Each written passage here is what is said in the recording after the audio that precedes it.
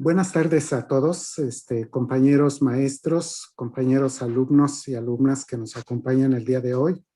Les agradecemos a todos ustedes hayan tenido la oportunidad de conectarse para esta conferencia que forman parte de una serie válgase la redundancia, de conferencias que programamos en el marco de los 80 años del Instituto de Química y los 50 años del Colegio de Ciencias y Humanidades. Bienvenidos todos ustedes. Nos acompañan por aquí varios compañeros maestros, alumnos, todos son bienvenidos. Y solamente una recomendación para todos. Vamos a mantener los micrófonos apagados, de favor. Las preguntas o dudas que tengan en torno a la ponencia del doctor José Guadalupe, les vamos a pedir las escriban en el chat de esta plataforma y al término de la misma nosotros le iremos pasando las preguntas al doctor. Voy a dejar la palabra, a ceder la palabra, perdón, a la maestra Elizabeth Nava Rodríguez, que es nuestra anfitriona.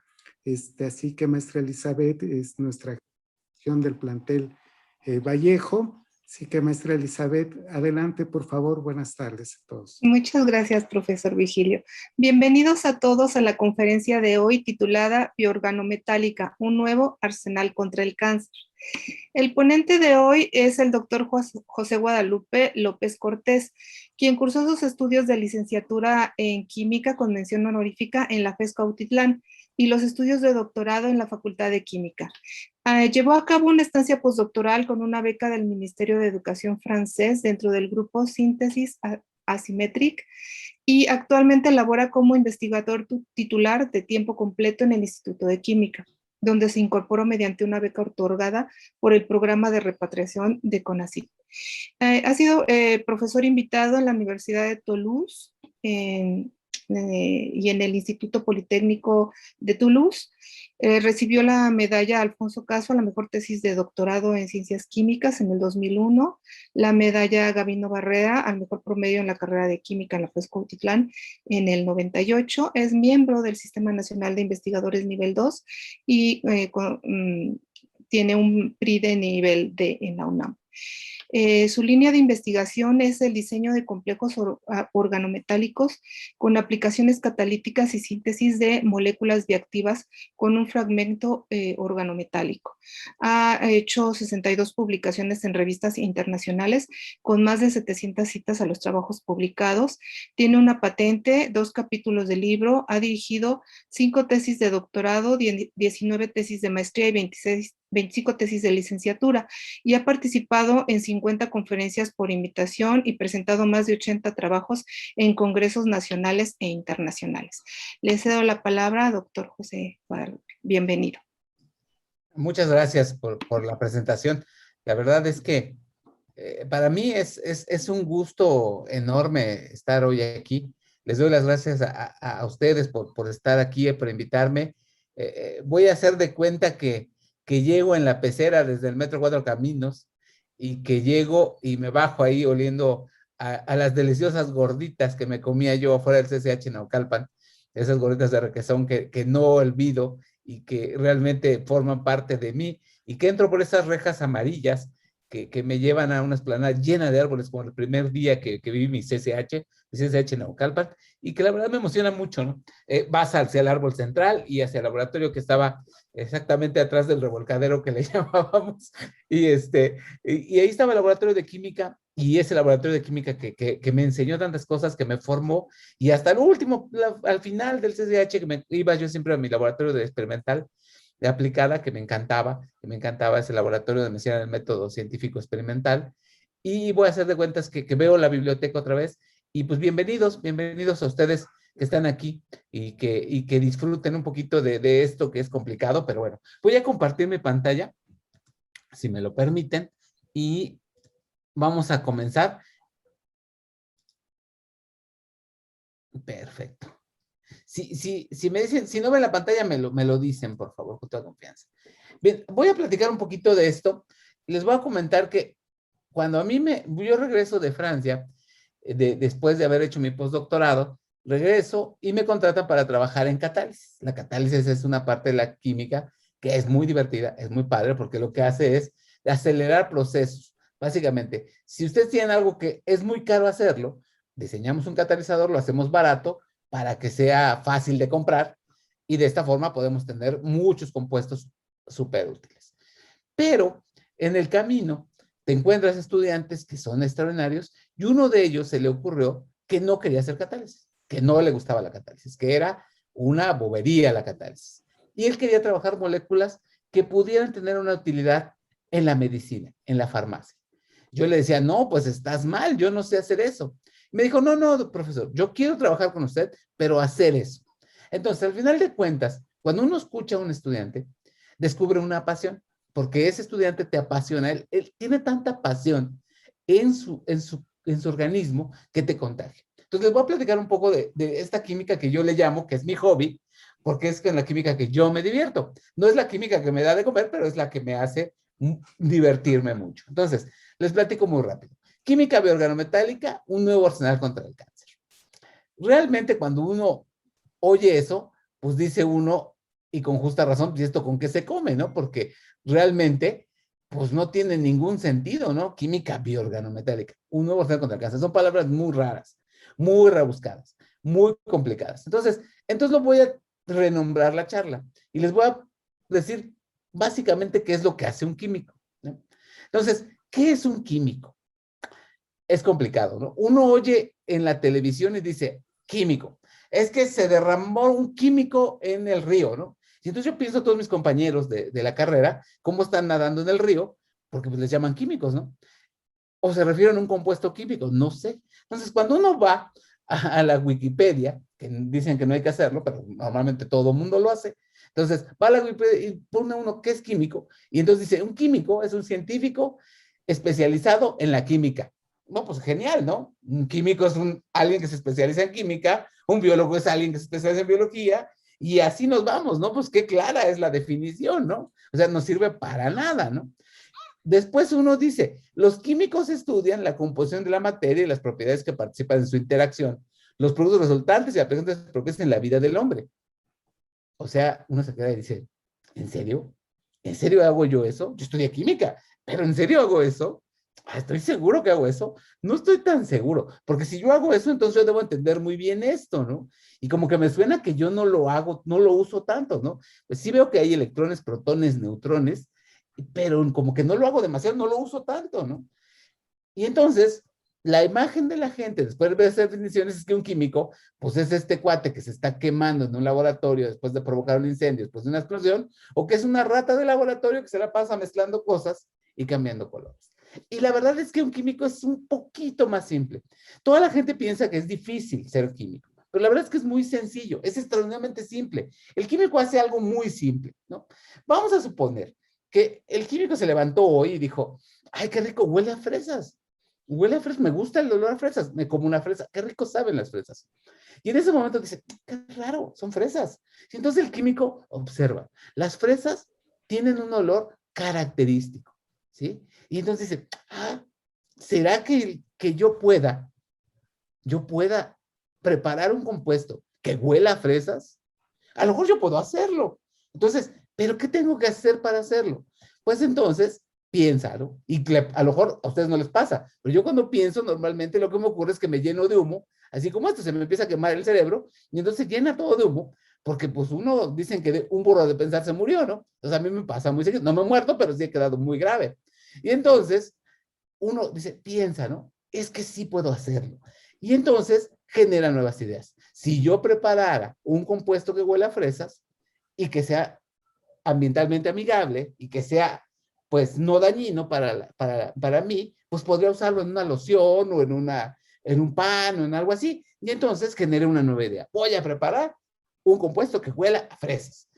Diseña, entonces hace su plano, como los arquitectos que hacen su plano, los químicos hacen su plano, y entonces diseñan y dicen, entonces debo tener esto, debe tener esta parte, y se va a su laboratorio, se pone a trabajar con sus matraces, y entonces después de un tiempo logra preparar una sustancia que huele a fresa. Y entonces lo más padre del mundo es que tú la diseñaste, surgió de tu cabeza, aquí nació, en esta parte de tu cabeza, y tú eres el primer ser humano que va a oler y que va a mirar ese compuesto. No hay otro más. Tú eres el primero, el único en el mundo que lo va a ver. Después lo podrán ver otros, pero tú fuiste el primero. Y además surgió de tu cabeza. Eso es lo que hace un químico. Ejecuta, hace cosas. Y entonces prepara esos nuevos compuestos y se divierte mucho. Esa es la verdad. Cuando ya tienes nuevos compuestos, le dan su copa además de ganador. O sea, yo tengo mis copas de ganador. A lo mejor a otros no les han dado, pero yo tengo mis copas de ganador. Entonces, acuérdense, observa, se cuestiona, piensa, genera nuevas ideas, diseña, ejecuta, prepara nuevos compuestos. Eso es básicamente lo que nos enseñan después, que se llama método científico experimental. Pero lo hacemos en el día a día, ¿no? Nosotros vamos y decimos, estas gorditas se ven buenas. Ah, ¿serán buenas? Ah, yo creo que si las como son buenas. Entonces, usamos ese método para todo en la vida. Y cuando lo hacemos correctamente, generamos cosas positivas. ¿Ok? Y entonces, también nos enseñan que los químicos usan esta cosa que se llama casi como la Biblia de los químicos, ¿no? Así piensan todos, la tabla periódica de los elementos. Y cuando estamos en la primaria y en la secundaria, nos enseñan que hay metales, ¿sí? No metales, que hay elementos que son raros, que se llaman tierras raras, ¿sí? Y nos enseñan eso. Luego en la prepa nos enseñan que tenemos el bloque S, porque la configuración electrónica termina en S, o luego el bloque P, que termina en P, o el bloque D, porque termina en D, y vamos aprendiendo cosas muy interesantes, y vamos aprendiendo que, pues de aquí para allá vamos a ir aumentando el número de electrones libres en la valencia, y vamos aprendiendo muchos conceptos que son muy padres, son muy divertidos, cuando los aprendemos a ver cómo funcionan en la vida. Si nos cerramos y decimos, ¿qué está tan difícil? Ya me dio ansiedad. Entonces ya me dio ansiedad y pues ya no puedo entender. Entonces esta es la tabla periódica, ¿no? Y entonces nos enseñan cosas que son ciertas, pero que no son tan ciertas, ¿no? Lo que yo llamo las falsas concepciones en la ciencia y en la química. Entonces nos dicen que la química orgánica, esa es la primera, química orgánica e inorgánica. Eso es lo que hay. La química orgánica está en el origen de la vida. La química orgánica son los compuestos que están en los compuestos que están en los seres vivos. Carbono, hidrógeno, oxígeno, nitrógeno y algunas cosas más. Pero es básicamente, no hay, y los inorgánicos son aquellos metales que no están en los seres vivos. Y entonces uno va creciendo con esa idea y entonces dice, yo hago química orgánica porque quiero trabajar con los seres vivos, y inorgánica porque quiero trabajar con los minerales. Y al tiempo dice uno, no, pues no, como que no, porque el 30% de las enzimas, que son esas moléculas, esas proteínas que hacen transformaciones químicas para producir nuestros compuestos con los que vivimos, tienen un metal. Y entonces, pues lo que me dijeron no era tan cierto, ¿no? Era simplemente una generalización, pero no es tan cierto. Luego nos dicen, los metales son tóxicos para los seres vivos. Y entonces ahí tienen a todos los químicos, créanme, no crean que son ustedes. No, yo conozco doctores con doctorados así súper alcurnia, que dicen, no, es que yo le voy a quitar el metal para que no sea tóxico. Y uno, pues no le queda a uno más que reír un poquito, porque la verdad es que la toxicidad solo depende de la concentración. Yo no lo dije, lo dijo un alquimista. Solo la dosis es lo que hace un veneno. Puedes tomar algo en pequeña cantidad y no hacerte daño, pero puedes tomar algo en mucha cantidad y es un veneno. El agua, si tomas demasiada agua, es un veneno, ¿sí? Entonces, la dosis es lo que hace un veneno. Y además, si nosotros quitáramos todos los metales de nuestra dieta, pues tendríamos muchas enfermedades, porque tenemos que tener un balance entre metales y compuestos orgánicos para que tengamos una vida sana, una vida equilibrada. Entonces, no es tan cierto esto de que los compuestos que tienen metales no existen en la naturaleza. No es tan cierto. Luego, peor, nos dicen los compuestos con un enlace carbono-metal, que esos son los que se conocen como compuestos organometálicos, porque tienen enlace carbono-metal, no pueden existir en un medio biológico, porque en cuanto los toca el agua se descomponen. Y entonces yo siempre les pongo el ejemplo de la vitamina B12. La vitamina B12, que se llama cianocobalamina, tiene un enlace cobalto-carbono. Y la tenemos en el cuerpo humano. Y entonces uno dice, bueno, es que realmente entonces, ¿están mal los profesores? ¿Están mal los libros? No, no están mal. Simplemente se interpreta de forma incorrecta lo que está en los libros. Y entonces, hoy día tenemos que cambiar un poco. Hoy la química ya cambió. Ya no somos los químicos que estamos encerrados en un laboratorio sin que le sirvamos a nadie. Hoy día somos los químicos que ayudamos a las otras profesiones y esas profesiones nos ayudan a nosotros para transformar la ciencia, para transformar nuestra realidad y para transformar nuestro entorno. ¿Cómo lo hacen los químicos? Vamos a ver un poquito. Un poquito de historia. Yo sé que la historia aburre. A mí me aburre la historia. No me gusta la historia. Pero hay que a veces dicen que hay que estudiar la historia. 3000 años antes de Cristo, los egipcios usaban cobre metal, le metían una barra de cobre para esterilizar agua. Hoy día seguimos usando el cobre para esterilizar agua.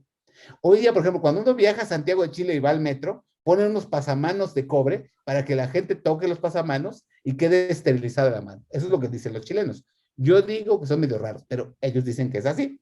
Y los quiero mucho porque voy seguido para allá. Los árabes y chinos usaban oro en muchas cosas que ellos llamaban medicamentos. Estamos hablando ya mucho tiempo atrás, ¿no? Y con esos medicamentos curaban infecciones. Hoy día se sigue usando el oro para curar infecciones. Paracelso, que era un alquimista, introdujo las sales de mercurio como diurético y arsénico para la cura de enfermedades, ¿sale? Entonces, ya comenzábamos a usar metales para curar enfermedades de ese tipo. Fíjense, no es algo nuevo lo que les voy a explicar ahorita, es algo que ya estaba ahí y que simplemente hemos retomado. A inicios del siglo XIX se usaron complejos de oro para tratar tuberculosis. O sea, no es nuevo. Y en 1910, hace ya más de 100 años, 110 años, Paul Ehrlich descubre y comercializa el Salvarsan, que tiene arsénico. Arsénico que es algo que ustedes nunca se tomarían, ¿no? Pero les daban arsénico para tratar la sífilis. Hoy día existen medicamentos aprobados por la Agencia de Drogas y Alimentos de Estados Unidos que contienen arsénico, porque sigue siendo una excelente opción. Entonces, es bien interesante cómo nos han contado una parte de la historia, pero no la otra, y por eso nos quedan a los químicos, ¿no? En 1950, Franz Dwyer descubre la actividad de bactericida de las sales de polipiridilrutenio, ¿vale? Entonces ya tenemos otra vez metales y ya no estamos tan lejos. Y en el 70 se descubren los compuestos que tienen platino para tratar el cáncer. Entonces el cisplatino ayudó a curar muchos padecimientos. Se sigue usando hoy en el tratamiento del cáncer. Entonces, los metales ya se han usado en medicina por muchos años. Simplemente nos habían dicho que. Y entonces ahora les presento esta tabla periódica. Volvemos a la tabla periódica. Los químicos siempre vamos a tener un gran amor por la tabla periódica. Y nos gusta. De hecho, tenemos hasta tazas con tabla periódica, porque nos gustan las tablas periódicas. Entonces, esta tabla periódica es lo que yo llamo la tabla periódica en química medicinal. Es algo bien sencillito. Los compuestos que tienen letras blancas, ustedes ven como el hierro, el cobalto, son elementos que son esenciales para el hombre. Es decir, tengo que tenerlos en mi dieta. Si no los tengo, me enfermo. Si no tengo hierro suficiente, me da anemia. Si tengo un problema de deficiencia de cobre, puedo tener problemas mentales. Entonces es complicado. Los verdes son radioisótopos de uso médico. ¿Para qué nos sirven los radioisótopos? Ahorita lo platicamos un segundo. Los azules son elementos usados en terapia, es decir, ya vienen en fármacos que pueden ser dados para que podamos curarnos, ¿no? Y los naranjas son elementos usados para el diagnóstico. O sea, es decir, para saber si tengo una enfermedad o no. ¿Ok? Entonces, ejemplo muy rápido. Litio. Litio que se usaba para el trastorno bipolar, que es carbonato de litio. No es algo tan complicado. Y se usaba para el trastorno bipolar, se sigue usando incluso.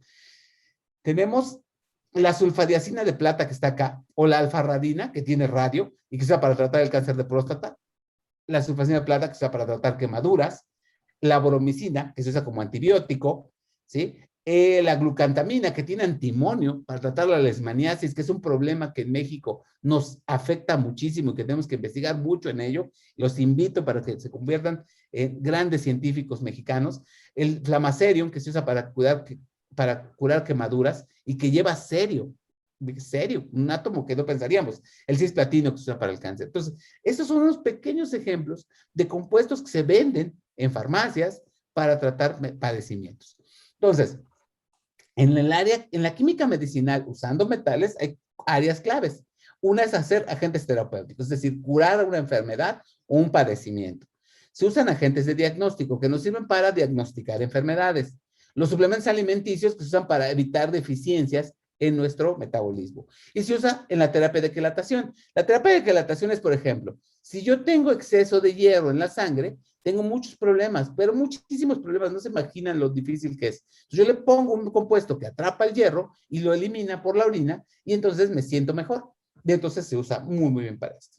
Entonces, cuando ya eres un poco más grande, y aunque seas joven, y te mandan y te meten en esta maquinita rara que está acá, tú ya sabes que algo se va a poner feo, ¿sí? Porque esta maquinita que se llama resonancia magnética de imagen nos permite mirar nuestro cuerpo, pero necesita algunos compuestos para que los podamos ver. Esos compuestos son interesantes porque nos permiten ver, la resonancia magnética de imagen nos permite ver tejidos suaves, cerebro, corazón, hígado. Entonces nos permite verlos como son en tercera dimensión, no a través de una radiografía. Entonces, por ejemplo, este señor que está aquí, que a lo mejor ustedes lo conocen, pues le hicieron una resonancia magnética y vean, pues el cerebro tiene un problema. Es claro que tiene un problema en su cerebro, es muy grande. El mío es más chiquitito todavía, ¿no? Entonces, este señor, pues lo que le dieron fue un compuesto de gadolino y manganeso para que pudieran verlo. Aquí está, miren, esta es la marca comercial, ¿sí? O le dan este gadolino que se llama Omniscan. La verdad es que ahí está, y con eso podemos verlo. Entonces, para eso sirven los químicos, para preparar estos compuestos que nos dan y nos ayudan a dar. Luego está otra cosa que se llama el PET y el SPET. Ese es lo mismo, radiodiagnóstico. Lo meten en la misma maquinita, pero la idea es localizar una enfermedad. El otro me muestra una fotografía de cómo es un órgano. Aquí yo quiero ver una enfermedad. ¿Cómo está trabajando esa enfermedad? Por ejemplo, vamos a suponer, la gente sospecha que yo tengo cáncer, que tengo un tumor en algún lado. Los tumores consumen mucha azúcar. Entonces me ponen un compuesto químico, ¿sí? Y entonces ese compuesto químico va y las células se lo comen rápidamente, ¿va? Y entonces se acumula en un lugar del espacio. Y entonces yo puedo ver imágenes como esta. En este caso es para el Alzheimer. Yo veo la acumulación de cobre, ¿ok? Y veo diferentes colores y veo si una persona tiene un daño cerebral o no. Y entonces uso galio, rubidio o circonio, y estos son tipo de compuestos que preparamos en el laboratorio de los químicos. Que no les mientan, no los hacen los biólogos ni los médicos. Eso es mentira. Los médicos no hacen compuestos, los hacemos los químicos. Y, por ejemplo, el SPET se usa para ver el flujo sanguíneo si presumimos que tenemos un daño cerebral o de corazón. Entonces, es muy importante. Vamos a ver esto. Esto es algo, va a ser divertido. Créanme que al final va a ser, no sé si divertido o escalofriante. Estos son los problemas de salud en México. En México. No fui a buscar los datos de Europa. No me importa. Ni de Estados Unidos. ¿A qué? Ellos son americanos, nosotros no, somos mexicanos. Entonces, miren, en 1922, hace 100 años, la gente se enfermaba de neumonía, se moría de neumonía, de influenza, de diarrea, de fiebre, de tosferina. Y vamos a ir viendo cómo evolucionan a través de los años las enfermedades, ¿va? En 1990, vean, ya son las enfermedades de corazón lo que hace que nos muramos. Los tumores, los accidentes, la diabetes, ¿no? Ya no nos morimos de lo mismo. Hoy en 2019 seguimos muriendo de esto, pero ya no nos morimos de padre. ¿Por qué será? Es interesante, ¿no? Vamos a ver un poco de por qué creen que es. Yo creo que es porque hoy día encontramos medicamentos para curar todo esto. Y entonces ya la gente no se muere, se tiene que morir de otra cosa. Pero, ¿de qué se enferma el mexicano? Una cosa es de qué se muere y otra cosa es de qué se enferma. El mexicano, fíjense, se enferma. Esta es de 2019 y vean, se enferma de infecciones respiratorias agudas, de infecciones intestinales, de infecciones de vías urinarias. Es decir, nos seguimos enfermando de lo mismo que nos enfermamos hace 100 años, pero no nos morimos de eso. ¿Por qué? Porque hoy día tenemos medicamentos que nos curan. ¿Y quién diseñó esos medicamentos? No quiero ser presumido, pero fueron los químicos. ¿Ok? Y esos químicos cambiaron nuestra forma de vivir y hoy día podemos vivir mejor. Fíjense, de todas las enfermedades que padece el mexicano, 90% son infecciosas, 63 respiratorias, 15 intestinales y 22% de otro tipo de infecciones. Es tremenda la cantidad de infecciones que sufrimos. Y no les cuento qué va a pasar en 2021. Vamos a tener muchos problemas y va a cambiar un poco. Pero por eso es que yo lo dejé en 2019, para que vieran qué pasaba antes de una pandemia, que ya lo vimos. Esos datos, pues estamos hablando de la gripe española y por eso la gente moría mucho de neumonía. Si quieren leer. Y ahora les voy a contar una pequeñísima historia de terror. Esto sí es una historia de terror, fíjense. En 1928, Alexander Fleming descubre la penicilina. Y entonces la gente empezó a sobrevivir las infecciones. Vale. 12 años después, se descubre la primera cepa de Staphylococcus aureus que es resistente a la penicilina. esa infección ya no se murió con penicilina, pero había químicos y entonces se les ocurrió que introducen la meticilina y entonces curaron las infecciones que ya eran resistentes. Y 10 años después se descubren las primeras bacterias que son resistentes a la meticilina, ¿no? Y entonces, pues los químicos no se quedan, no van a dejar perdida esta guerra. Descubren la gentamicina, la eritromicina y la neomicina. Y adiós, bacterias, ¿no? Pues en los 80 se empiezan a ver cepas resistentes de la gentamicina, ¿no? Casi 10 años después. Y entonces introdujimos el ciprofloxacin en los 90. Pero ya hay cepas resistentes al ciprofloxacino. Entonces, de verdad dices, pues es que no vamos a poder contra ellos. Y después se descubren las cepas multiresistentes, es decir, resistentes a todo, y entonces, pues se descubre la vancomicina y empezamos a trabajar con ello. Pero entonces cada vez se vuelve muy complicado. Por eso les decía que es una historia de terror. En 2002 ya está la primera cepa resistente a la vancomicina.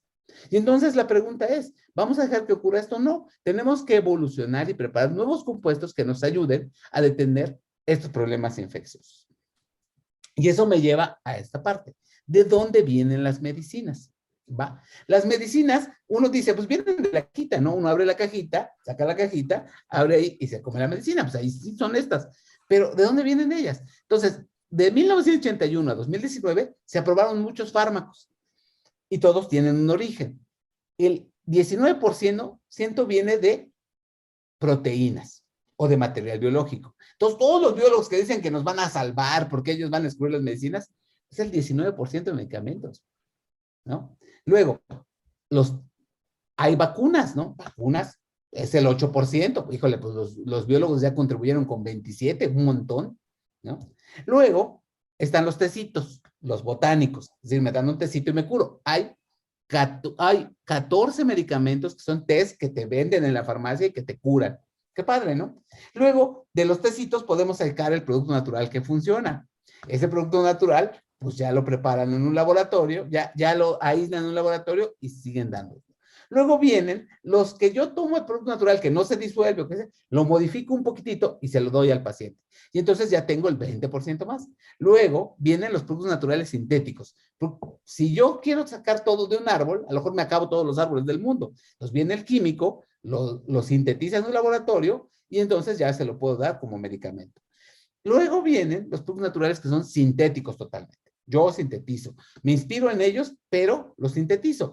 Y entonces, fíjense, desde aquí hasta acá, interviene un químico en la preparación de un compuesto médico. De aquí hasta acá. Somos básicamente el 70% de los compuestos que se usan en terapia, interviene un químico en su preparación. No un biólogo, no un físico, no un médico, un químico. Entonces es importante potenciar a los que quieren estudiar química. Entonces eso me lleva a esta parte donde se llama, los compuestos granulosos son una alternativa. Pues miren, esta es la penicilina que está acá, véanlo. Este compuesto es la penicilina. Cuando esto es un fenilo, cuando es un anillo de benceno. Cuando yo le pongo la penicilina ya no sirve, ya no nos la dan porque ya no cura las bacterias, no mata las bacterias. Si yo le pongo este compuesto ferrocénico que tiene un órgano metálico, vuelve a funcionar, lo cual es maravilloso. Entonces, y lo estamos haciendo con otro tipo de compuestos bactericidas hoy día. Hoy día se hace mucho de esto porque nos ayudan a eliminar la resistencia. Entonces, si uno vuelve a analizar el número, yo sé que es triste, aquí vemos ya, esto lo vemos como Día de Muertos, pero la verdad es que no es tan agradable. Entonces, las defunciones en 2018 se deben a enfermedades cardiovasculares, a diabetes, tumores, enfermedades respiratorias crónicas. Este es el panorama. Esto es de lo que nos morimos en 2018 en México, ¿no? Y fíjense, casi todos son enfermedades que se llaman no transmisibles, es decir, enfermedades que tenemos y que no se van a contagiar, como la diabetes. Si yo me acerco a alguien que tiene diabetes, no se contagia, ¿sí? Pero necesitamos curarlas. Es complicado, es muy, muy complejo, ¿no? Yo me voy a fijar en esta parte, en los tumores malignos. ¿Por qué? Porque es algo que creo que vale mucho la pena investigar. Entonces, el cáncer nos dicen que es una enfermedad, lo cual no es cierto. El cáncer es un conjunto de padecimientos, ¿sí? ¿Sí? Que se deben a que las células de forma normal crecen y no se mueren. Entonces crecen y nos generan un tumor. Ese tumor, pues nos lastima y nos lleva a tener problemas. Entonces, el cáncer no es una enfermedad, es un conjunto de enfermedades y de padecimientos. Vamos a ver, mujeres. El principal factor de cáncer para las mujeres es el cáncer de mama. La verdad es que es altísimo, 15.8% de personas tienen cáncer de mama. El mollito es por el color que nos ponemos aquí cuando conmemoramos el Día del Cáncer.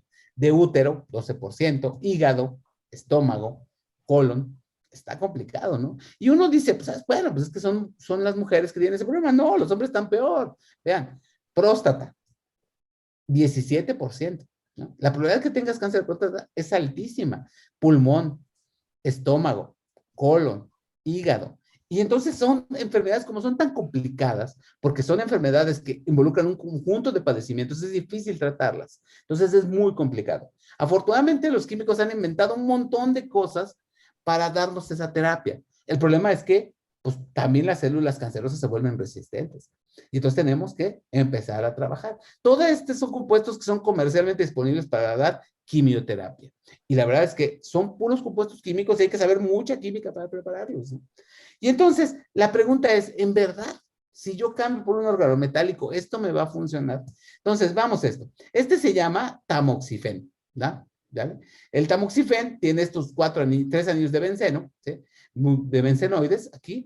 Y entonces, si yo voy cambiando por un compuesto organometálico cada anillo, vamos viendo que esto que llama aquí 650 es la concentración para inhibir el crecimiento de las células cancerosas a la mitad. Y entonces la concentración de este es cáncer de mama, MCF7, dependiente de hormona, no dependiente de hormona. Vean, la concentración es bien bajita. Necesito muy poquito. Si yo agrego el tamoxifén ahorita lo vamos a ver, necesito una cantidad bien alta para esto.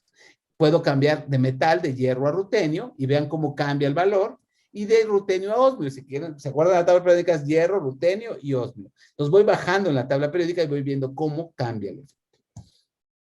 Entonces, se han usado compuestos anticancerígenos con metales de forma muy, muy variada, derivados de cisplatino, metalocenos, compuestos de medio sándwich, carbenos, y funcionan de muchas formas. El metal puede unirse directamente a un sitio biológico y ayudarnos a paliar la enfermedad. Puede ser de forma estructural, es decir, protege una unidad para que llegue hasta el sitio biológico sin que se descomponga el compuesto que necesitamos. Puede servirme, le digo, de transportador, puede ser daño catalítico por vía especies reactivas de oxígeno, que si quieren lo platicamos al final, y puede ser fotoactivo. Cuando yo tengo cáncer de piel, ¿sí? Me pintan con una tinta, ¿sí? Que tiene un compuesto que tiene un metal, y entonces me ponen una luz. Esa luz hace que reaccione el compuesto y en ese momento inicia la reacción médica. Es algo bien bonito, es bien interesante hacerlos. Ejemplos de compuestos que tienen platino son estos, el más famoso es el cisplatino, y se unen directamente al ADN. Miren, aquí está el ADN, y ahí de esta forma se unen. Y de esta forma es como matan a la célula cancerosa. Problema, todas las células tienen ADN. Entonces, distinguir la célula cancerosa de la célula sana es francamente muy complicado. Y por eso es que dañan mucho. Son compuestos que son muy tóxicos para el ser humano. Nos curan el cáncer, pero nos lastiman mucho. Tenemos muchas reacciones adversas. Para evitar las reacciones adversas se fue cambiando los metales. Por ejemplo, estos que tienen titanio y que fueron viendo que igual se unían a la membrana de las células y rompían la célula cancerosa y se acababa el cáncer. Problema, las membranas celulares tienen receptores muy parecidos a las cancerosas de las sanas. Y entonces, pues está muy complicado, ¿no? Realmente. Entonces, también les decía yo, estos son los ferrocifenos, en donde ya tenemos interacciones solamente a las células que son dependientes de hormona, no a las que no son dependientes de hormona. Entonces ya tenemos una terapia más dirigida, una terapia que nos va haciendo menos mal. Y estos compuestos que les llaman de medio sándwich o de silla de piano, ustedes han visto las caricaturas, el piano tiene 3 patitas, estas son las 3 patitas y esta sería la silla, este es banco de piano, y que entonces nos sirven también para tratar el cáncer, y estos se dirigen directamente a ciertas proteínas. Tú ves la proteína, diseñas el sitio y ahí haces el compuesto. Ese es el truco del químico, diseñar lo que yo quiero. Entonces, vamos a hacer esto muy rápido, voy a tratar de hacer muy, muy rápido en esto, para que no se aburran. Yo hace mucho tiempo me puse a leer que si yo comía fuentes ricas de selenio, que no están mal, ¿no? Pues una carnita, un quesito, no se ve mal, ¿no? Comer cosas ricas en selenio. Que entonces tenías riesgo inverso de tener cáncer. Es decir, a más comía carnita, pues menos riesgo para tener cáncer de próstata. Y dije, pues no se ve tan mal, ¿no? Pues puedo seguir comiendo carnita. Entonces, 200 miligramos de selenio reducían la incidencia de cáncer de próstata. Entonces dije, súper bien. En 2018 se informa que hay reducción de tumores andrógeno-dependientes con compuestos que tienen selenio. Pues padrísimo. Y esas metodologías, pues ya se empiezan a utilizar en vivo. Y dije, pues está muy padre, ¿no? Pues les el periódico, ¿no? Y dice, híjole, y es que habrá muchas moléculas que tienen selenio. Pues miren, esto es básicamente cómo se publican compuestos organocelenados. Vean cómo va aumentando el número de compuestos organocelenados en el mundo. Y eso tiene que ver con que el selenio ataca al cáncer. Miren, vean, en la misma relación. Es interesante. Y entonces dices, es lo primero que hace un químico. Ve algo, y dice, voy a leer a ver si está alguien ya lo hizo. Ya lo hicieron, tengo que pensar otra cosa.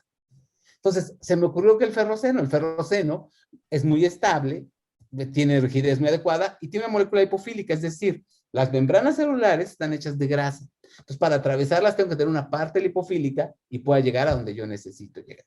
Luego, pues tiene propiedades muy interesantes, electroquímicas, y es fácil de preparar compuestos. Fíjense que dicen preparar entre comillas, porque nada es fácil en este mundo, que no les mientan. Y además leí que los compuestos que tenían esto que se llama puente de hidrógeno podían pasar fácilmente a la membrana y que se usaban en farmacia. Y entonces dices, caramba, mira, entonces selenio, más ferroceno, más compuestos con puente biológico.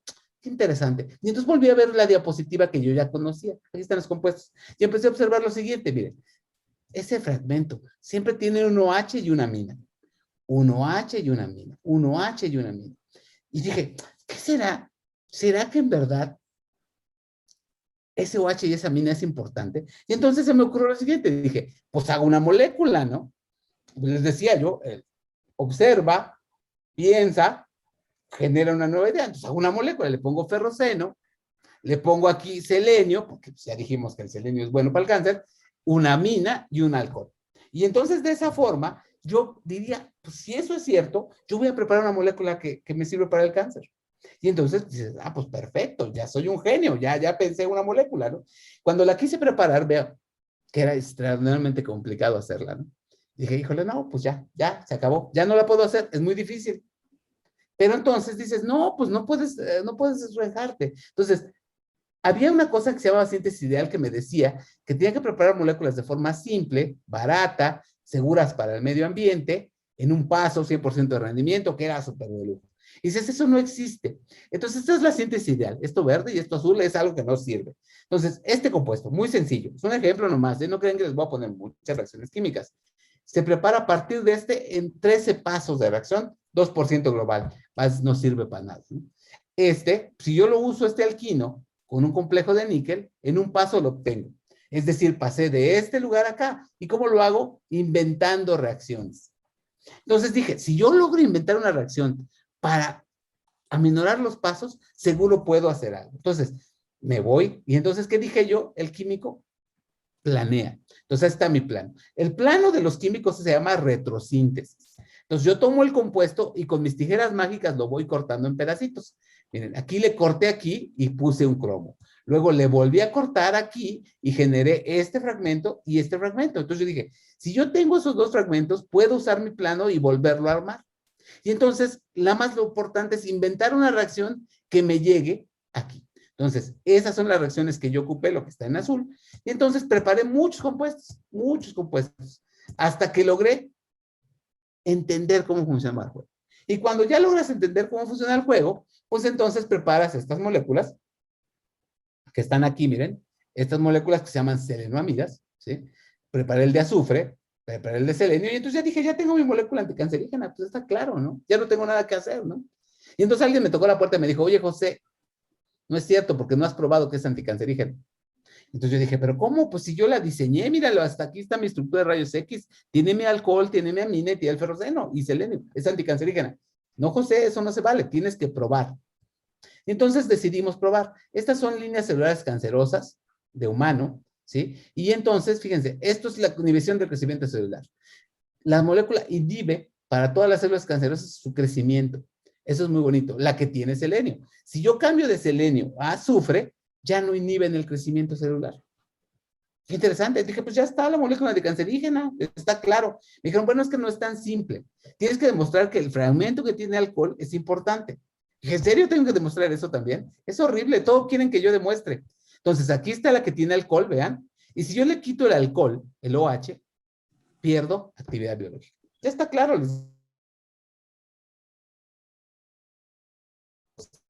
¿Cómo no? Entonces me hicieron medir la concentración inhibitoria 50. Entre más chiquita sea la barra, es más activo el compuesto contra células cancerosas. Y me dediqué al cáncer de mama. ¿Por qué? Porque es el cáncer que más daño está haciendo a la población. Entonces dije, ese es el bueno, hay que atacarlo. Entonces, aquí está mi compuesto. Miren, lo que yo necesito es 4.58 en molar. Si yo aumento el tamaño de la cadena, pierdo mi actividad. Miren, qué raro. Claro, yo además les dije, pues claro, porque este puente de hidrógeno es el que va, ese es el bueno. Entonces ya está demostrado. Y entonces alguien me dijo, no está demostrado, José. Tienes que demostrar que hay un puente de hidrógeno. Dije, ¿seguro? Sí. Dijo, bueno, pero antes de eso tienes que mostrar que en verdad no cambia. Ok. Entonces volví a hacer mi compuesto, miren, 458, y le aumenté el tamaño al alcohol para ver si cuando aumentaba se encajaba mejor en la proteína o no se encajaba. Y miren, cuando voy aumentando el tamaño del fragmento, pierdo actividad.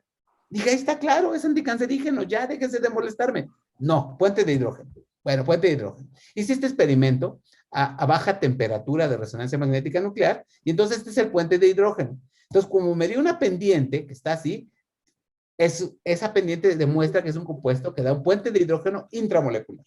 Y dije, ya está, mira, ya te demostré que sí y te gané, porque así soy. Y entonces me volvió a tocar la puerta y me dijo, estás mal, José, porque también puede haber un puente de hidrógeno intramolecular así. Y dije, bueno, es que yo nunca les voy a dar gusto. Tengo que trabajar y trabajar y trabajar para demostrar las cosas. Y entonces, pues lo que hicimos fue preparar este compuesto bloqueando y dejando solo este puente de hidrógeno. Y luego cambiamos la molécula y le quitamos este hidrógeno y solamente puede existir este puente de hidrógeno. Y entonces hicimos la evaluación y miren qué interesante. Este es mi compuesto líder. Esto es para este puente de hidrógeno y perdí la actividad biológica. Y entonces me dijo, ya perdiste, José. Mira, perdiste la actividad biológica. No era el que tú decías. Pero cuando pones el otro, pierde 10 veces su actividad anticancerígena. Y entonces dices, ¿quién ganó? Pues yo gané. Pero pues ya está, ya gané, ya no tengo nada que demostrar. Y entonces me dijeron, ¿seguro? ¿Seguro que el ferroceno funciona? Y ahí vas de nuevo a hacer química. Entonces tienes que preparar la misma molécula, pero ahora sin ferroceno, con un anillo aromático, pura química orgánica. Ahí está mi compuesto y lo probamos. Y miren, este compuesto es 4 veces más activo que el que tiene fenil. El tamoxifén, les decía yo, se usa en terapia. Es algo que se usa muchísimo en terapia para el cáncer de mama, de compuestos que son hormona dependientes y que son muy dañinos para la mujer, para su tratamiento. Miren, simplemente el que nosotros preparamos es 3 veces más activo que el tamoxifeno. 3 veces más activo. O sea, no estamos hablando de una vez, no, son 3 veces más activo. El de nosotros fue ligeramente mejor. Cisplatino se usa muchísimo en terapia de cáncer. 25, 5 veces más activo. ¿Sale? Entonces, ¿y eso cómo lo hicimos? Observando, preguntándonos, diseñando y respondiéndole las preguntas a las personas que siempre nos van a decir que no. Porque siempre va a haber un intrigante en el granero, pero uno nunca debe ceder. Uno debe de tener una idea y demostrar esa idea, sin enojarse, ir y demostrar. Pero lo mejor de esto es que cuando probamos el compuesto en MT2, MT2 es una línea celular que es sana, es decir, no es una línea que derive del cáncer. Entonces, vean, el valor es mayor de 100. No es activa contra células sanas. Solamente es activo contra células cancerosas. Entonces, impresionante. Cuando vimos el número fue impresionante. Sobre todo si vemos aquí el valor del cisplatino que se usa en terapia. Vean, es 9.72. Es bastante tóxico. Y por eso es que la gente cuando toma cisplatino, pues tiene mucho daño. Pero desafortunadamente no hay otra forma. Hay cánceres que solamente se pueden tratar con cisplatino y nos hacen daño, pero los tenemos que hacer. Pero miren, esta no es activa en células humanas. La verdad es que ha sido para nosotros algo bien interesante. Es parte de un trabajo que hemos venido haciendo. Y pues bueno, llegamos a diseñar una molécula simplemente imaginando, simplemente pensando, simplemente creyendo en que podíamos hacerlo. Y creo que ese es el camino que tenemos que seguir los que hacemos química, y encontrar por qué funciona, diseñar moléculas nuevas aquí, en su cabeza, porque ahí están las moléculas, no están en otro lado. No, nada más tienen que pensar, están en ustedes. Yo estudié en el CCH, no soy diferente a ustedes. De hecho, no soy el ratón de laboratorio ni el que vuela. Sí, vuelo cosas, pero no es propósito. Entonces, me despido simplemente diciéndoles, cierro esto muy rápido, es que hay que usar metales para continuar explorándose, que hay que trabajar ahora en antibióticos. Tenemos un proyecto muy bonito que ahorita les platico, fragmentos organometálicos que ayudan a mejorar esa citotoxicidad y diseñar de forma modular. ¿Qué es eso? Lo que les mostré ahorita. Ir armando en pedacitos, como si fuera Lego la molécula, para ir cambiando fragmentos e ir demostrando actividades. Y me despido, siempre te despido en las charlas de prepa diciendo que cuando un científico famoso, pero que ya está viejito como yo, dice que algo es posible, es casi seguro que esté en lo cierto. Pero cuando dice que es imposible, está equivocado. Porque tú lo puedes hacer posible. Que la única manera de encontrar los límites de lo posible es yendo más allá de esos límites y adentrarse en lo imposible. Eso se llama ciencia. Y que toda tecnología suficientemente avanzada no la podemos distinguir de la magia, ¿no? Para mi mamá, calentar su agua en el microondas era magia. Para mí era ciencia, ¿sale? Y pues agradecerle al Instituto de Química de GAPA UNAM, CONACYT, que me da dinerito para hacer mi hobby, que ya les mostré que este es mi hobby, ¿sí? Y porque con dinero baila el puerco, digo yo, y pues yo bailo bastante bien cuando tengo dinerito. A la doctora Carmen Ortega, que nos ayuda mucho en el Instituto de Ciencias Nucleares, a la doctora Carolina Romo, con quien inicié apenas una colaboración y estamos haciendo moléculas con propiedades bactericidas para cepas en niños infantiles, porque no hay medicamentos bactericidas para niños, diseñados para niños. Estamos trabajando en eso y nos está yendo muy bien, afortunadamente. La doctora Teresa Apan, la maestra Teresa Apan, que hace todas las mediciones de cáncer, la maestra Carmen Márquez, que nos enseña a purificar todo, y estos muchachos que ven acá, ¿no? No son diferentes a ustedes, vean, traen tenis, vean, no trae calcetines, pero trae tenis, ¿vale? Son igualitos a ustedes, un poquito más viejitos, 3, 4 añitos más, pero son igualitos. Yo no los veo así como el que, miren, hasta cómo sonríe, ¿no? Ellos son los muchachos que hacen todo, y son iguales a ustedes. Les dijeron que la química era difícil, y están aquí. ¿Por qué? Porque creen que pueden hacerlo. Entonces, muchas gracias por escucharme, y si tienen algún comentario, y perdón si me extendí un poquito, estoy para servirles.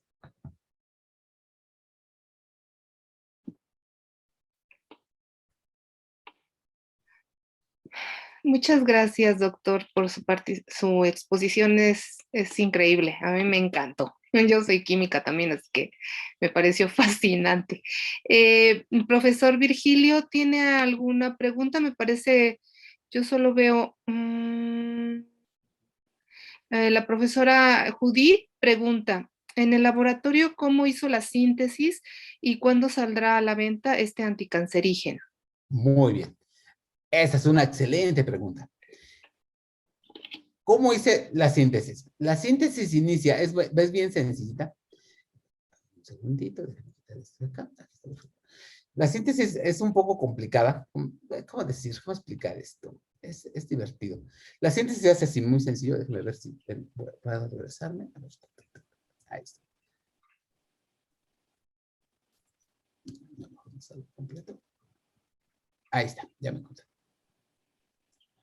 Me voy aquí al mi mapa. Este es mi plan, ¿sale? Entonces, en el laboratorio, ¿cómo se hace la síntesis? La síntesis comienza preparando esta cosa que se llama carbeno de Fischer, ¿sí?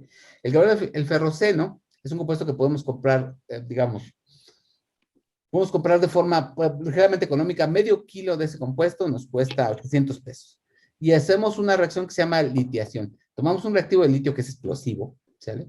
Entonces los chicos, los que lo elaboran, se ponen guantes, muy padre, ponen sus gogles y trabajan a menos, este es a 0 grados, pero se puede trabajar a menos 40 grados. Entonces bajan la temperatura, inyectan con una jeringa el compuesto, sudan porque les dan nervios de que explota, pero lo hacen despacito, cambia de color, luego matan una cosa que se llama hexacarbonilo de cromo, y después uno alquila con una cosa que se llama tetrafluororato de tretiloxonio, que también es explosivo. Lo pones, obviamente todo controlado, no pasa nada, cambia de color, preparas el carbeno, y luego lo único que haces es disolver ese carbeno y colocarle esta mina que está acá, te la agregas y ves un cambio de color. El compuesto es casi rojo sangre, le pones la mina y se vuelve naranja muy tenue, muy bonito, y ves el cambio de color. Ya lo obtienes, lo filtras, no tienes que hacer purificación de ningún tipo. O sea, no, la verdad es una chulada la técnica que inventamos. Y luego, después de eso, lo lavas con éter para quitar todas las impurezas. Le pones una mezcla de boriduro de sodio y con selenio. Puedes usar azufre de la farmacia, pero para si quieres hacer la selenio, es selenio en polvo, selenio mineral, no huele a nada. Con boriduro de sodio lo dejas ahí, le agregas el compuesto y la reacción procede súper bien. Filtras, y aquí sí vas a tener que purificar un poquito y va a oler un poco mal, pero el compuesto se forma muy, muy bien. Respecto a lo otro, este compuesto, digamos, estamos en la etapa inicial, donde ya demostraste que funciona, ya demostraste que está ahí, y entonces ahora lo que sigue es empezar a hacer pruebas en vivo, en animalitos. Eso es algo muy doloroso porque la verdad a mí no me gusta hacer pruebas en vivo. Yo detesto las pruebas en vivo, pero son necesarias. Entonces se prueba y ha ido funcionando bastante bien. Hemos observado muchas cosas. Entre ellas, lo que hemos observado es que el compuesto evita la metástasis, es decir, evita, normalmente el cáncer tiende a invadir otros órganos. Bueno, este compuesto evita la movilidad de las células, evita la metástasis. Y hemos ido aprendiendo cosas y de aquí a esto, para que un compuesto químico que viene en un laboratorio salga al mercado, normalmente está estimado 15 años más o menos. Es complicado. Pero cuando hay casos graves, muy, muy graves, como por ejemplo lo que pasó con el COVID, tenemos en un año el medicamento. ¿Por qué? Porque ya hay personas que se lo prueban y hacen esas cosas. Entonces, sí, vamos lento, hace falta dinero, es mi hobby, pero ahí vamos en el camino. Y sí, por ejemplo, y por eso fue que me empecé a acercar hacia los hospitales, y este proyecto que iniciamos ahora con parabactericidas es muy padre porque aíslan las cepas de bacterias de los niños y se prueban los medicamentos en las cepas de las bacterias de los niños. Y entonces eso hace que el tiempo en que se pueda usar ese medicamento se acorte muchísimo, porque son cepas que no mueren con ningún medicamento. O sea, ya no hay medicamentos que las traten, entonces tienes que inventar algo nuevo. Y entonces nos está yendo bastante bien. Esos medicamentos probablemente sí acortemos de 15 a 7 años más o menos. Y la verdad es que es muchísimo, y la verdad es que es un trabajo bien grande, es un trabajo de equipo, y bueno, no sé si respondí más o menos lo que me comentaba. Yo espero que sí. Y creo que también ya respondió la siguiente. Sandra Sandoval pregunta, ¿ya se aplica al ser humano o está en experimentación? Está en Lo que nos... experimentación, exactamente. La verdad es que es bien difícil, o sea, es algo muy costoso. Hoy día, les platico muy sencillo, hoy día las empresas farmacéuticas, yo les decía que ustedes oyeron que yo estudié en Francia un tiempo, haciendo mi postdoctorado, terminando el doctorado, me fue allá, y ahí descubrí que las empresas farmacéuticas son muy tramposas. ¿A qué me refiero? Que la inversión, si ustedes, la verdad es muy bonito, cuando puedan ustedes, vayan a uno de estas charlas de negocios, ¿va? ¿Por qué? Porque nos enseñan muchas cosas. Nos enseñan que para iniciar, para vender algo, pasas por un periodo que le llaman crítico. Entonces, normalmente inviertes mucho dinero y ganas nada. Entonces, tu capital se va cayendo, y ya cuando llegas a esta parte donde ya empieza a producir, empieza a subir rápido tu capital. ¿Vale? ¿Va? Entonces las empresas son bien tramposas. Ellas no invierten donde vas perdiendo. Invierten cuando ya vas para arriba, ¿no? Entonces, o sea, ahorita nosotros estamos en esa etapa donde es pérdida. Cuando llegamos a la etapa hacia arriba, pues habrá empresas que nos financien, entonces hará muchísimo más rápido. Entonces, hoy día las empresas en el mundo cerraron sus laboratorios, muchas de ellas, y entonces están invirtiendo en las universidades. Entonces, hoy día muchos de los medicamentos se hacen en las universidades, no se hacen en las empresas. Y ya que están en la parte hacia arriba ascendente, ahí las empresas los vuelven a retomar y ya preparan los compuestos que ya les venden a ustedes. Entonces, ¿vamos a tardar un poquito? Sí, pero bueno, tenemos fe en que podemos lograr algo con esto, porque bueno, yo les presenté esto que sí les puedo presentar. ¿A qué me refiero con esto que sí les puedo presentar? Porque es lo que yo puedo presentar en cualquier presentación y que no tiene riesgo hacia el comercio. Entonces tenemos la siguiente generación, ya vamos en la tercera generación de compuestos, y les platico que la tercera generación de compuestos, estos son divertidos, muy bonitos, pero no son los mejores para tratar esto. Y esa tercera generación de compuestos sí está sobre patente, sí estamos trabajando en ello y estamos ya platicando con algunas empresas que quieren financiar el proyecto. ¿Por qué? Porque lo ven muy bien. ¿Qué pasa? las empresas farmacéuticas dicen que moléculas muy grandes son muy caras de vender. Va a salir muy caro el compuesto. Entonces estamos tratando de hacerlas más pequeñas para que sean más baratas, pero además más que le llaman ellos biocompatibles. Le estamos rodeando de azúcares, de grasas, para que de esta forma sean menos dañinas de lo que pueden ser para el ser humano. Y entonces es donde estamos trabajando y está trabajando muy bien. Entonces, esa parte ojalá que en 2, 3 añitos ya pueda venir y platicárselas a ustedes, porque es un placer enorme. Y les digo, este es mi hobby. Esto no es algo que me contrataron para esto, me contrataron, pero yo esto es mi hobby porque le gusta a ustedes, a los alumnos. No sé si contesté, perdón. Gracias, doctor. Paulina Valencia pregunta, no es muy directamente, si usted dice, la exposición fue muy agradable, gracias. Mi pregunta es, ¿subirán a alguna plataforma esta conferencia? Tengo una amiga que quiere estudiar esto, pero aún está dudando y me gustó demasiado la forma de exposición del doctor. Entonces, me gustaría mandarle este recurso. Es más bien a los organizadores, pero está un poquito orientado a lo que yo le quería preguntar. Si los chicos quisiesen dirigirse a esta área de desarrollo, ¿cuál sería el camino a seguir? Están en el bachillerato, ¿qué tendrían que hacer? Muy bien. Lo primero que tienen que hacer es, si les gusta la parte médica, hay 3 carreras, que sería que vayan a estudiar QFB en la Facultad de Química, que en la Facultad de Química pues enseñan químico, farmacéutico, biólogo, son buenos, son interesantes. Yo soy químico, entonces siempre tiendo a pensar que los químicos son los mejores, pero bueno, los QFBs hacen muchas cosas bonitas. Luego, y la verdad es que yo doy clase a los QFBs, es una chulada, son unos chicos extraordinarios, son disciplinados, súper trabajadores. Ellos, ahí vas a aprender farmacia, vas a aprender un poco de la parte bioquímica, que es muy útil para este tipo de procesos, y la parte química. Es súper padre. Yo tenía dudas entre estudiar QFB y química. Al final me decidí en química porque llevaba más química, básicamente. Fue la única diferencia, pero las 2 carreras son extraordinariamente buenas. Luego está otra, fue Cuautitlán, en la UNAM, que se llama licenciado en farmacia. Esa ya más va orientada a la farmacia, pero no van a ver tanta bioquímica, ¿vale? Y luego está el análisis diagnóstico, que son puro diagnóstico. Entonces, farmacia o QFB. Eso es lo primero que tiene que hacer. Lo siguiente que tiene que hacer, es que es algo básico, es que si puede, platique con un científico que haga esto. ¿Por qué? Porque le va a dar un consejo un poco mejor, les va a platicar un poco lo que es. Nuestras estancias precisamente están orientadas a eso, a que ustedes vean lo que hacemos en un laboratorio, para que vean si su trabajo es el laboratorio o si su trabajo es el diseño, porque aparte hay químicos, UFBs, que se dedican a diseñar en la computadora, ¿vale? Y eso es padrísimo, porque ven la proteína y le pegan el compuesto. O sea, y nosotros hacemos matrazazo, ¿no? A preparar compuestos. Entonces, cada persona es diferente y entonces tú vas a orientarte en lo que te guste.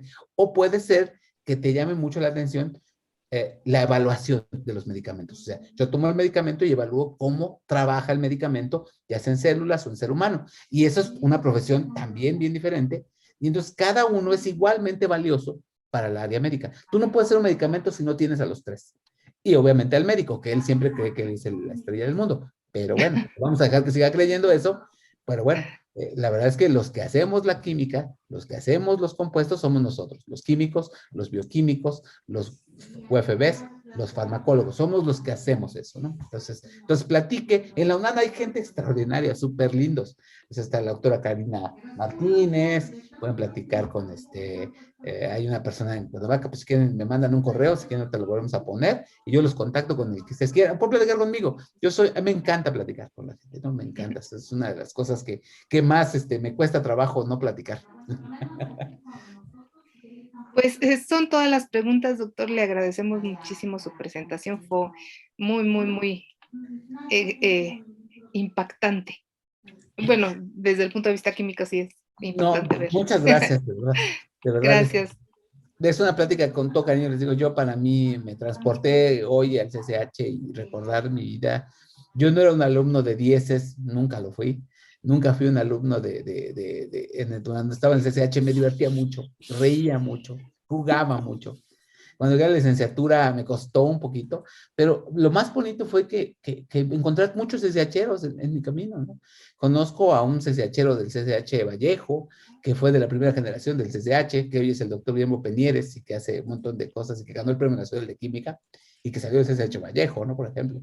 Conozco otro que se llama Fernando Ortega, que hizo en CCH Naucalpan y también es doctor y también diseña compuestos. Y conozco mucha gente de CCH. Yo aprecio mucho, de verdad, les agradezco mucho. Me gustaría estar un día cuando pase esto, dice la frase que ya está acuñada, en el campus, en el terreno y platicar con ustedes y verán que sí, soy gordito, sí, soy raro, pero tampoco como lo pintan a los químicos, ¿no?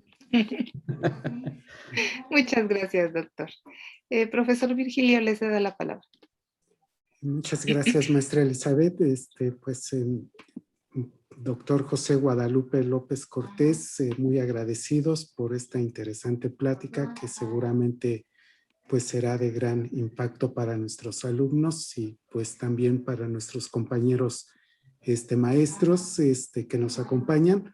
La verdad que cosas muy interesantes que a mí me dejan un grato sabor porque hay muchas cosas que desconozco. Yo soy biólogo, entonces, pues a veces es bonito escuchar las relaciones que se dan en todos los procesos de investigación y que no es únicamente una disciplina la que interviene, sino que es multidisciplinario, ¿no? Y eso es algo que también espero que nuestros alumnos lo hayan percibido, pues que no se puede hablar de ser únicamente químicos puros, sino que hay una interdisciplina y eso es lo que hace valioso el conocimiento.